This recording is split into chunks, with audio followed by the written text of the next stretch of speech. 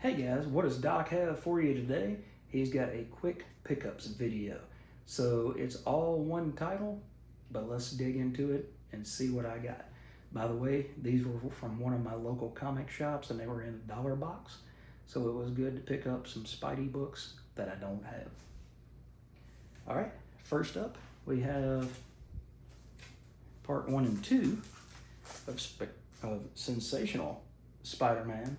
That's number 9 and number 10. So you get to see Swarm. And it's not Peter Parker, but it's Ben Reilly facing off against Swarm, one of Peter Parker's old villains.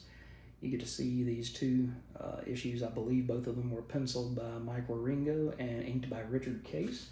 The story, if I'm correct, was by Todd DeZago.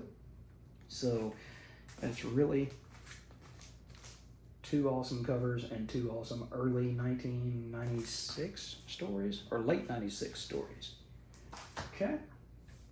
Next up, we have issue 12 with a cover by Yancey Labatt, and it's against Paste Pot Pete or the Trapster.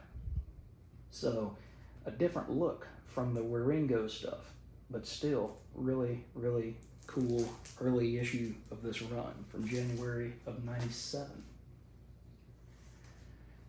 Next up is issue 14, where we have Wieringo and Case on the cover again, and it's against Kazar in the Savage Land.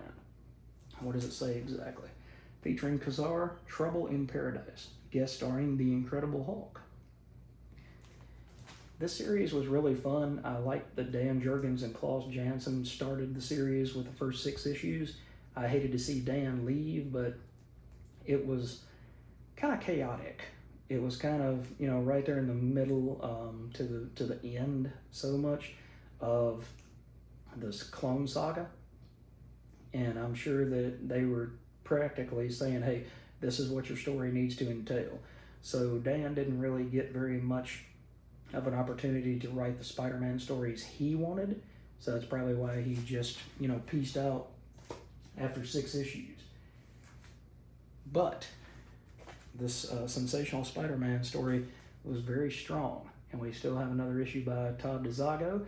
This was during the identity crisis moment where Peter was framed for the murder of, I think, Joey Z, and so he had to adopt 4 different personas, and one of those personas was the Hornet, and you get to see that Wieringo and Case was still on the title at that point. And it was part of Identity Crisis, which ran through all 4 Spider-Man titles at that time. So pretty neat cover.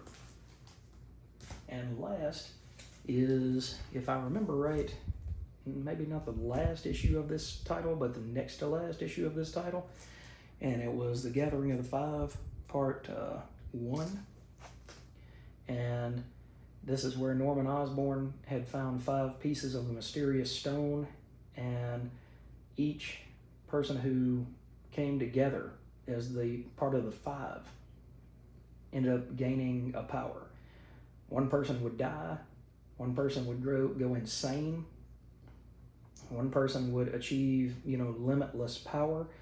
I don't remember what the other 2 were, but it was very scary at that point in time to see Norman Osborn holding one of these pieces of the 5. And this is The Gathering of the 5, part 1. So, short little haul, but hey, to pick those books up for $1 a piece, you can't beat it. And that was a very solid run on that title as well. Todd DeZago didn't really knock anything, you know, hammer it over as a home run out of the park, but he got the character, he had a lot of fun with it, and that's what's, you know, that's what's important, is that you get good characterization, you get somebody who knows the character inside and out, and you get awesome artwork to go with it. So, short haul, but a fun one. Thanks for joining me, guys, and I've got more videos coming up very, very soon. Have a great weekend.